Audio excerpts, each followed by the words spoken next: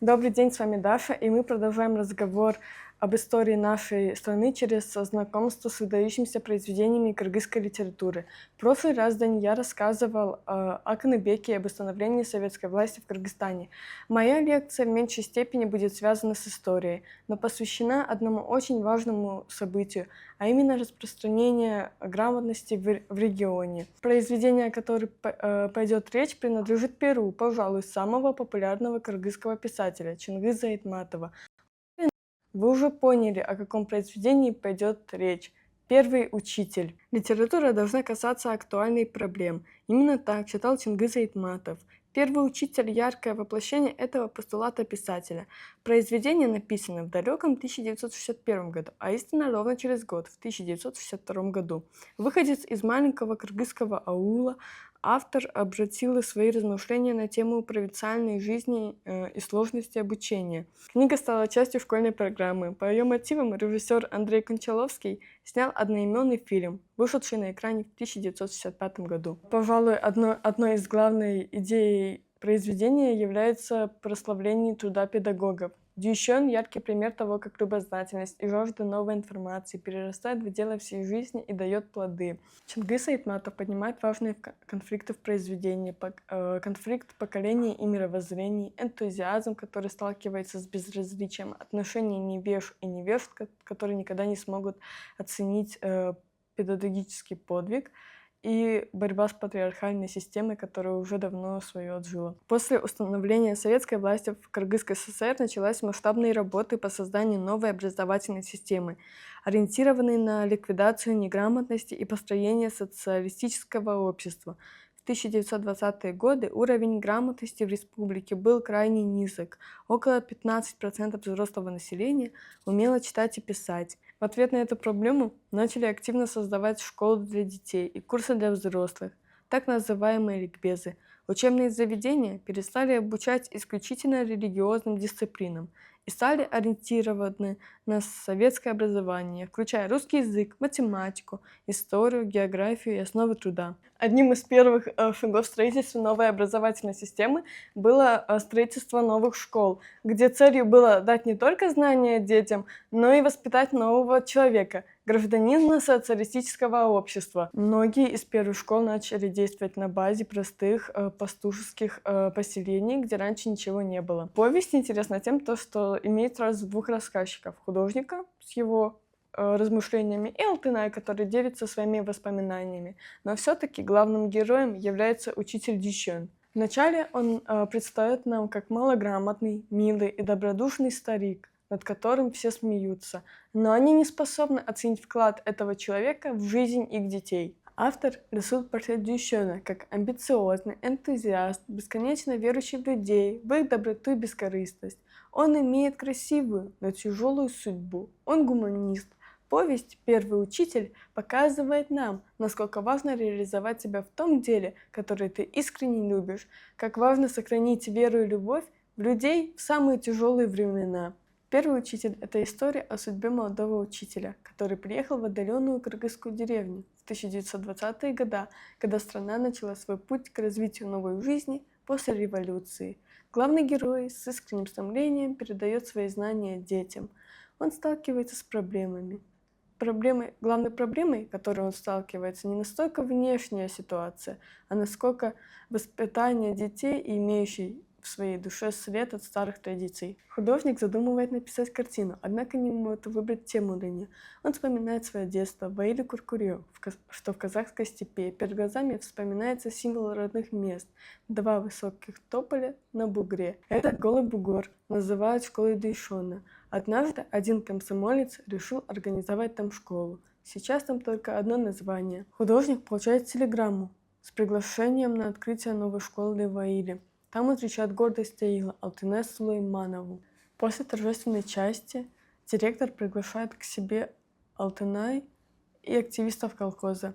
От бывших учеников он получает телеграммы с поздравлениями. Их привез Дюшен. Теперь он разносит почту. Его не было на празднике. Сначала надо было закончить работу. Теперь многие с усмешкой вспоминают затею со школы. Мол, он сам весь алфавит не знал. Пожилой академик краснеет при этих словах. В этот же день она отправляется в Москву и вскоре пишет художнику, что хочет донести свою историю людям. В 1924 году в Аиле появляется главный герой с идеей открыть школу. Он своими силами приводит порядок в Сарайной Бугре. Я родом из Аилы Коксай.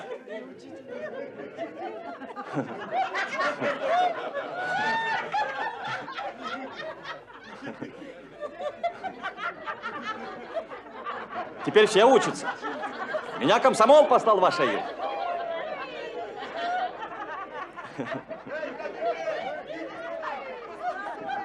Я учитель Дюшен. Так меня и зовите. Мы откроем школу. Вон там, в Байской конюшне за рекой.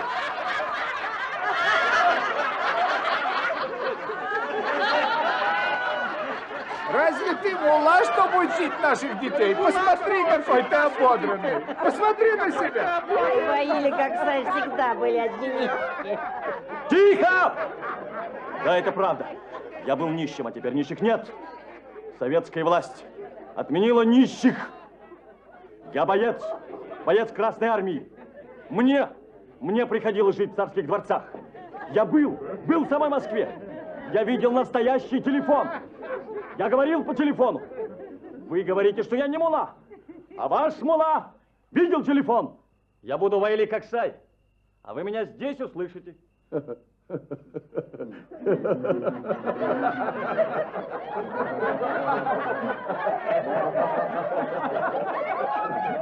веселую сказку спасибо. А скажи, зачем нашим детям школа? Как зачем? Пусть объяснит. Объяснить? Я могу прочитать любую книгу. А вот ты не можешь. Эй, мой дед и мой отец читать не умели, а бараны на них не обижались. И мой сын так же проживет. На кой черт нужна ему твоя школа? Так вы не хотите, чтобы ваши дети учились и стали грамотными людьми? Значит, мне никто не поможет починить конюшню? Да кому это нужно? Или ты нас силком заставишь? Прошли те времена. Да что его слушать? Ты пойдешь чего строить школу? У нас песок да камни. Ни одного деревца нет. А ты заставь Картанбая срубить его тополь. Только людей от дела отрываешь.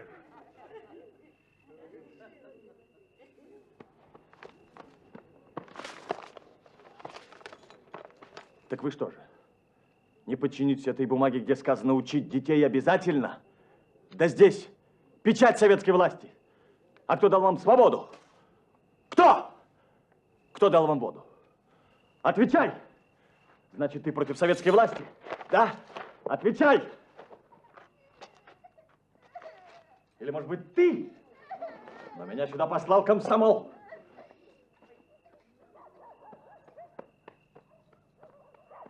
Сирота Алтынай в то время живет у тетки. В семье она видит лишь одни оскорбления и побои. Она начинает ходить в школу. Добрая улыбка и ласковое отношение Дюшена согревают ей душу. На уроке учитель показывал ему портрет Ленина. Для главного героя Ленин – это символ светлого будущего для простых людей. Она вспоминает то время. Думаю я сейчас об этом и диву даюсь, как этот малограмотный парень, сам с трудом читающий по слогам, как он мог отважиться на такое поистине великое дело. Дюшен не имел малейшего представления о программе и методике преподавания. Сам того не ведая, он совершил подвиг нам, кыргызским детям, нигде не бывавшим за пределами Аила. Вдруг открылся невиданный прежде мир. В холода Дюшен на руках и на спине переносит детей в джоб через ледяную речку. Богатые люди, проезжавшие в такие моменты мимо, в лисьих малахаях и в овчинных шубах, презрительно посмеивались над ним. Зимой возвращается учитель из волости, куда он ходил каждый месяц на 3 дня. Тетка выгоняет Алтынай жить к родственникам. В то время у них жил Дюшен. Среди ночи раздается гнусный вой. Волк, и не один. Старик понял, что волк окружил человека или лошадь. В этот момент в дверях появляется Дущен. Алтынай плачет от счастья, что учитель вернулся живой. Весной учитель вместе с Алтынай сажает на бугре 2 молодых тополя. Он верит, что будущее Алтынай в учении и хочет отправить ее в город. Алтынай с посещением смотрит на него. Вскоре в школе появляется тетка с краснорожим человеком, который недавно появился у них дома. Он и еще 2 человек избивают учителя, который защищал Алтынай. Тетка отдала Алтынай во 2 жены. Ночью краснорожий насилует Алтынай. На следующий день утром перед юртой появляется перебинтованный учитель и милиционер, и насильника арестовывают. Через 2 дня учитель везет Алтынай на станцию. Она будет учиться в ташкентском интернате, отходящему поезду. Полными глазами слез учитель кричит Алтынай, будто забыл сказать что-то важное. Тебя зовут Алтынай? Угу. Сколько тебе лет? 16.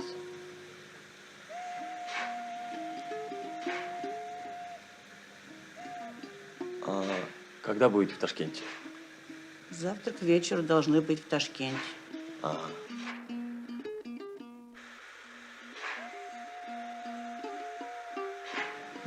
А можно мне спросить? Конечно. Мы в Ташкенте жить будем? Ты будешь жить и учиться в детском доме. Ташкент очень большой, красивый город.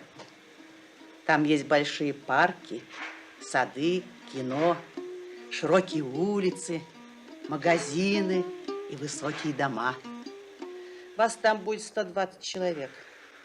Ты будешь учиться и будешь работать на фабрике, где делают телефоны. А вот по выходным дням вас будут водить в парк или в кино. А потом ты поступишь на рабфак или на завод. А может, поедешь куда-нибудь.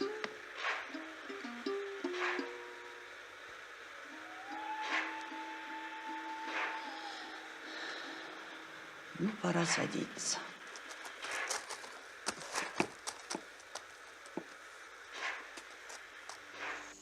ну вот, ты уедешь, а я останусь.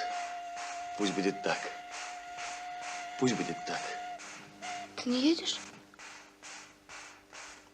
Я возвращаюсь в Аил. Ну, тогда я тоже не поеду. Ты должна, Алтынай. Я не поеду без тебя. Алтынай, уже пора. Я не поеду без тебя. Ты должна. Поезжай. Учись, работай. Я не могу бросить ребят. Там Суван, Алтай, Калтай, и замка на дверях нет. Ну, ты ведь теперь большая. Ты меня... Не забывай меня там. Учитель, ты сделал все. Ты учил меня. Ты научил меня. Без тебя бы я... Как я могу тебя забыть? Прости меня. Прости меня, учитель.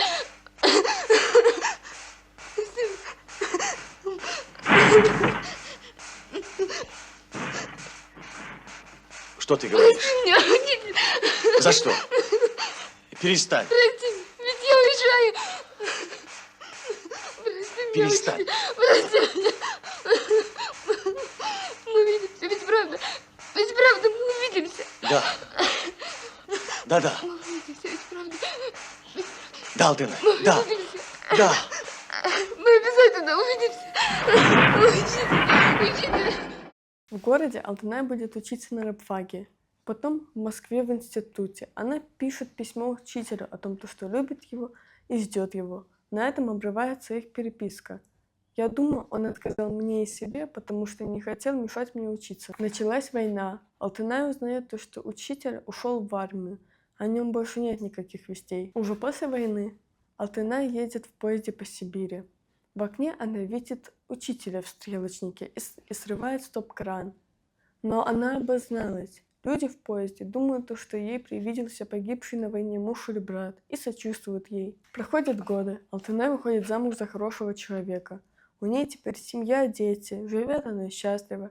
Теперь она доктор философских наук. Под впечатлением От истории Алтынай художник думает еще над ненаписанной картиной. Он выбирает, какой из эпизодов из истории Алтынай изобразить у себя на полотне. Для учителя это не просто работа, это путь становления его личности, испытание для самого себя. Он оказывает большое влияние на маленькие души, направляя их в будущее. Он сталкивается с трудностями и одиночеством, которые сопровождают его на его пути. Через образ Дюшена Айтматов поднимает важные вопросы в роли личности в обществе. Дюшен становится первым учителем для детей, но в то же время он сам учится у них. Это взаимный процесс. Образование превращается в двухстороннюю улицу. Учитель становится наставником и воспитателем, а дети – источником вдохновения и переосмысления его собственного мировоззрения. Алтынай, по сути, становится его зеркалом. Эта девочка олицетворяет трудности, с которыми сталкивается любой учитель. Ее жизнь – это реальность, против которой порой не в силах противостоять даже самые сильные устои морали и педагогики. Айтматов мастерски раскрывает внутренний конфликт героя. Он понимает то, что его миссия не заканчивается на том, чтобы обучать детей. Речь идет о передаче духовных и моральных ценностей. А проблема, с которой сталкивается учитель, это противостояние между новыми идеями, переменами и старыми традиционными порядками, которые живет старшее поколение. Здесь начинается основной конфликт произведения. Несмотря на стремление главного героя, он видит то, что старое поколение не хотят меняться. Они понимают то, что это неизбежно. Он, в свою очередь, понимает то, что образование передается не через книги, а через личного отношения к миру и к людям, и как он показывает это детям. Процесс обучения в романе — это не просто процесс передачи знаний, это процесс воспитания, обучения в жизни и умения строить отношения с другими людьми. Учитель понимает то, что он не должен просто передавать знания, он должен быть другом для каждого из своих учеников. Важный момент для героя — это любовь к детям, что становится его личным путеводителем. Именно это чувство является моральной проблемой произведения. Он понимает то, что жизнь жестока, и в ней много разочарований. Он понимает то, что не все его ученики смогут оправдать его ожидания, но он борется за лучшую судьбу для каждого своего ученика. Айтматов делает акцент на том, что изменить общество нельзя без глубоких изменений в сознании. Учитель часто сталкивается с тем, что ему приходится не только обучать, но и справляться с разными трудностями. Таким образом, с одной стороны, роман «Первый учитель» показывает вечные проблемы, такие как воспитание, влияние человека на общество и идея морального долга. С другой стороны, автор демонстрирует столкновение двух миров – мира традиций и мира перемен. С момента публикации романа «Первый учитель» Айтматов завоевал признание в литературном мире благодаря своей способности чувствовать боль времени и передавать ее в простых и глубоких образах. Эта книга приобрела большой культурный вес не только в кыргызской, но и в советской и мировой литературе. Она стала символом вечной борьбы за образование, за воспитание людей, за высокие моральные ориентиры. Айтматов поднял вопрос, который до сих пор остается актуальным в образовательной практике. Роль учителя, личная ответственность за учеников, выбор между тем, что необходимо обществу, и тем, что требует собственное сердце. «Первый учитель» Чингиза Айтматова — это не просто произведение о судьбе молодого учителя. Это роман, который заставляет задуматься о месте учителя в жизни каждого человека, и также его миссии, которая ложится ему на плечи. Произведение говорит о том, как важно сохранить человеческую доброту в самые тяжелые времена. Герои Чингиза Айтматова с надеждой идут в светлое будущее, несмотря на все испытания. Спасибо за внимание. Я надеюсь, эта лекция была полезной и интересной. До свидания.